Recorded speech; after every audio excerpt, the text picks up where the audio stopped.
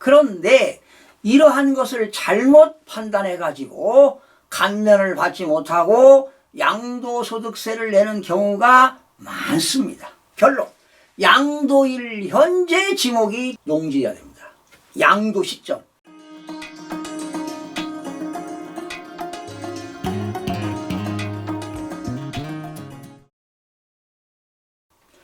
시청자 여러분 안녕하십니까? 김동수입니다. 이 시간에도 양도소득세 실수 사례 7번째 시간이 되겠는데요. 이 시간에는 자격농지에 대해서 살펴보겠습니다. 여러분, 자격농지라고 하는 것은 스스로 농사 짓는 거 아니겠습니까? 그러나 농지의 지목은 전답과수원이 되겠습니다. 그래서 여러분들이 그냥 상식적으로 8년 이상 작용을 하고 그 농지를 양도하게 되면은 양도소득세 1억 원까지는 감면받는다. 또한 토지를 5년간 여러 번에 걸쳐서 농지를 양도하는 경우는 2억 원까지 양도소득세 감면을 받는다. 이런 것들이 조세특례 제한법에 나와 있습니다. 그런데 이러한 것을 잘못 판단해 가지고 감면을 받지 못하고 양도소득세를 내는 경우가 많습니다. 그러니까 결과적으로 자격농지에 대한 감면 요건을 충족하지 못한 그런 상태에서 양도하는 경우입니다. 그럼 혜택이 없다는 것입니다. 그런 내용을 여러분들에게 소개해 드리겠습니다. 자격농지 실수 사례가 되겠습니다. 자, 여러분 보세요. 2003년도 1월에 A농지를 취득했습니다. A농지. 이때 농지라고 하는 건 지목이 전답과수원이 되겠죠. 자, 3억에 샀습니다. 그리고 2023년 20년 후입니다. 3월에 A농지를 대지로 지목을 변경했습니다. 전답과수원에서 대지로 지목을 변경했습니다. 이렇게 지목을 변경하는 것도요, 취득으로 의지합니다. 그래서 취득세 내야 돼요. 왜? 전답과수원에서 건물을 질 수 있는 대지가 됐기 때문에 지목 변경으로 가액이 증가되는 것도 취득으로 의지해서 취득세를 내어야 됩니다. 그리고 이분은 그해 2023년 6월에 A 대지를 처분했습니다. 얼마에 팔았느냐? 9억 원에 팔았어요. 9억 원. 8억 원에 팔았다? 8억. 좋아요. 9억 원이나 8억 원이나. 8억 원에 팔았다. 그런데 이 사람이 왜 지목을 변경했느냐 하는 겁니다. 농지 자체로 안 팔리니까 농지를 대지로 지목 변경해서 건물을 질 수 있도록 해서 팔았다 이 말이죠. 그런데 이 사람은 2003년도에 사가지고 무려 20년 가까이 작용을 했어요. 그 지역에서 농사를 지면서 했습니다. 그리고 이 농지를 20년 농사 짓고 지목 변경해서 대지로 팔았는데 양도소득세 감면 혜택을 못 받았다는 것입니다. 왜 그럴까요? 결론, 양도일 현재 지목이 농지여야 됩니다. 양도 시점. 양도하고 대금 받는 대금 청산일, 양도 시기, 그 양도 시점에 지목이 전답과수원이어야만이 됩니다. 그런데 이분은 지목 변경했어요. 왜? 그 토지를 잘 팔기 위해서. 농지니까 거래가 안 되니까 집을 질 수 있는 대지로 지목 변경해서 팔았습니다. 그렇다면 8년 이상 농사를 지었음에도 불구하고 양도소득세 1억 원, 5년 동안 많게는 2억 원을 감면을 받지 못했다, 이런 사실입니다. 그래서 여러분, 양도소득세 자격농지 감면을 받기 위해서는요, 취득일로부터 1월달에 취득했죠? 취득일로부터 양도일까지 8년 이상 경작을 해야 됩니다. 그러면 이 사람은 8년 이상 경작했죠?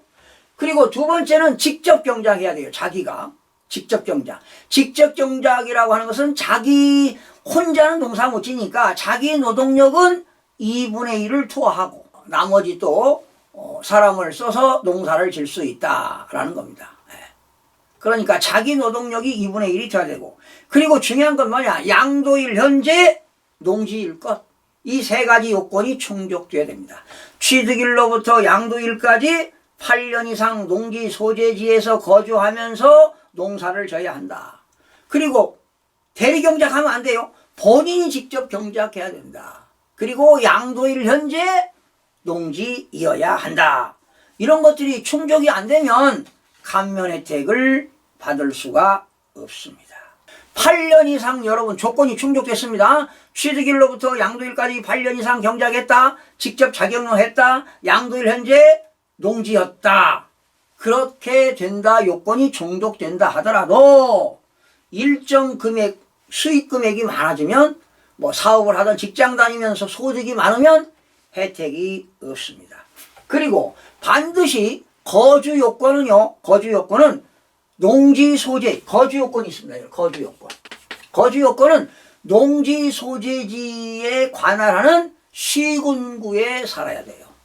아니면 농지 소재지에 연접한 인근 지역의 시군구에서 거주해야 된다. 그리고 농지 소재지와 거주지, 즉 내가 살고 있는 시군구 거주지에서 농지 소재지까지 직선거리로 30km 이내이어야 한다. 이런 것들이 거주 요건이 충족되어야 합니다. 농지를 소재하는 시, 군, 구 지역이어야 한다. 그리고 연접한 시군구 안의 지역이어야 한다. 농지로부터 직선거리 30km 이내의 지역에서 거주해야 된다. 그리고 두 번째입니다. 두 번째 거주 요건이 되고 두 번째 경작 요건입니다. 경작 요건은 본인 스스로가 농사 지어야 되죠. 그러나 자기 노동력은 2분의 1 이상을 자기 노동력으로 경작하고 힘이 모자라면 이제 제3자한테 노동력을 빌렸으면 되겠지요. 그리고 세 번째 농지 요건입니다. 농지 요건은 농지의 개념은 뭐냐? 지적 공부에 관계없습니다. 지적 공부에 관계없이 실질적으로 농지여야 합니다. 지목에 관계없이 실질적으로 내가 경작에 사용하는 토지입니다. 내가 농사를 실질적으로 짓고 있다. 그러면 이 농지에는 어느 것들이 포함되느냐? 여러분 농막이라는 거 아시죠? 농막이라는 건 농사를 짓기 위해 간단하게 지은 집, 뭐 휴식도 하고요, 농기구도 보관하고, 그리고 퇴비사, 거름 같은 거 모아두는 퇴비사, 이것도 농지에 들어가고요. 물을 쏴두는 양수장, 이것도 농지에 들어가고요. 취소라고 하는 거 뭡니까? 늪 같은 걸 말하죠. 늪. 그리고 농도, 농길 말하죠. 농도 또는 농로라고 하죠. 논길, 물길, 수로, 이런 것들도 다 농지에 해당이 되는데, 농지란 공부에 관계없이 실제로 농사를 짓는다면은 그건 농지에 들어간다, 이런 얘기입니다. 그리고 반드시 농지 해당 여부는 양도일 현재 농지이어야 한다. 감면 금액은 1억 원까지다. 그러나 5과세기간입니다. 5년 과세기간 동안 토지를 여러 번에 걸쳐서 양도했을 때는 최고 2억 원까지 조세특례제한법에 의해서 감면 혜택이 있다. 그러나 농사를 짓는 과정에서 소득이 있는 경우에는 경작기관에서 제외됩니다. 소득이 있는 경우에는 경작기관에서 제외된다. 그러니까 농사를 짓는데요. 농사를 짓는 과정에서 이러한 소득이 있다면 소득이 있는 그 기간에는 경작기관으로 보지 않는다. 소득이 많은 사람들은. 그러면 근로자입니다. 근로소득. 총급여의 근로소득이 되겠죠. 직장 다니면서, 여러분 직장 다니면서도 1년에 농사 질 수 있어요. 1년 365일 중에 경작은 90일 이상 경작하면 농업인이 될 수 있습니다. 자, 그런데 이 사람이 직장 다니면서 토요일날 일요일날 농사 졌다, 가능합니다. 그런데 총 급여액이 3,700만 원 이상일 때는 해당이 안 됩니다. 경작기간에서 제외를 시킵니다. 사업소득입니다. 사업소득 금액. 여러분 총 금액이라고 하는 건 근로소득이 되겠고, 사업소득이라고 하는 건 여러분 직접 자영업자를 말하죠. 사업을 해서 얻어지는 소득이 역시 3,700만 원 이상이면은 경작기간에서 제외된다. 경작기간에서 제외된다는 겁니다. 그리고 총수익금액입니다. 총수익금액.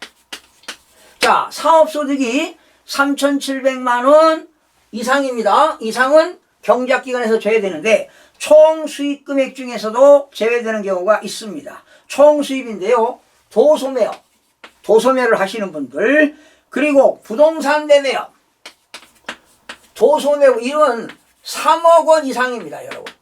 여러분 총수익금액이라고 하는 건 1년 매출액을 말합니다. 총수익 들어온 거 1년 매출액이 도소매업이나 부동산 매매업은 3억 원 이상이 되겠고요. 그리고 제조업, 물건을 만드는 제조업, 숙박 및 음식점업, 제조업, 숙박 및 음식점업은 1억 5천만 원 이상입니다. 1억 5천만 원 이상일 때는 경작기간에서 제외된다. 그리고 서비스입니다. 여러분 서비스. 서비스업은 7,500만 원 이상입니다. 서비스업은 7,500만 원 이상을 총 1년 매출액 수입액이 7,500만 원 이상일 때는 경작을 했다 하더라도 경작기간에서 제외된다. 그러나 경작기간으로 또 인정되는 수입이 있다 하더라도 경작기간으로 인정되는 경우가 있습니다. 자, 어떤 거냐? 농업을 했다 내가. 농사를 지어서 돈을 벌었다. 농업, 임업에서 발생하는 소득은 상관이 없습니다.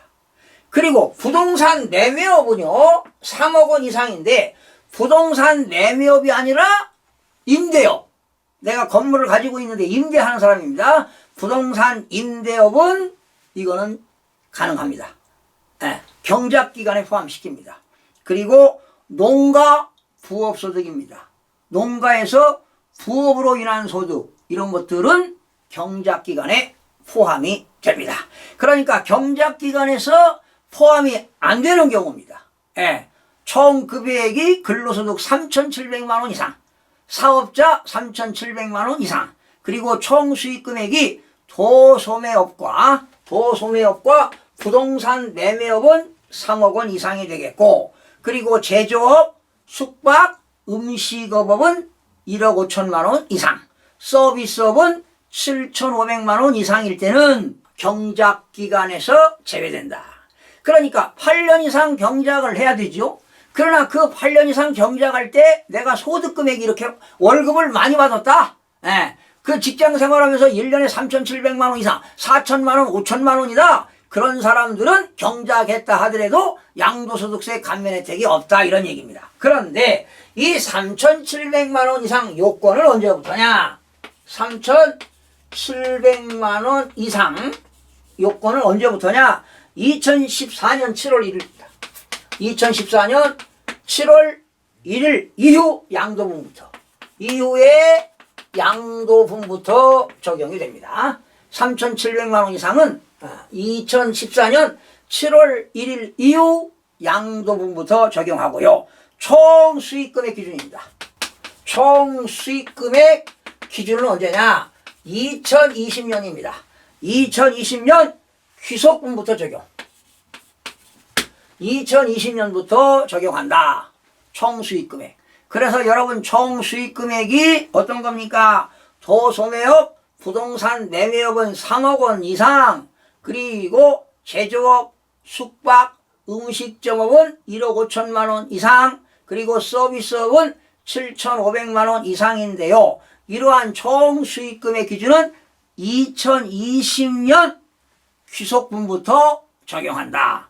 이렇게 소득이 있는 사람, 총수익금액이 있는 사람은 경작을 했다 하더라도 경작기간에서 제외된다. 그러면 여러분 좋아요. 내가 6년 동안은 소득이 없어서 6년 경작했어요.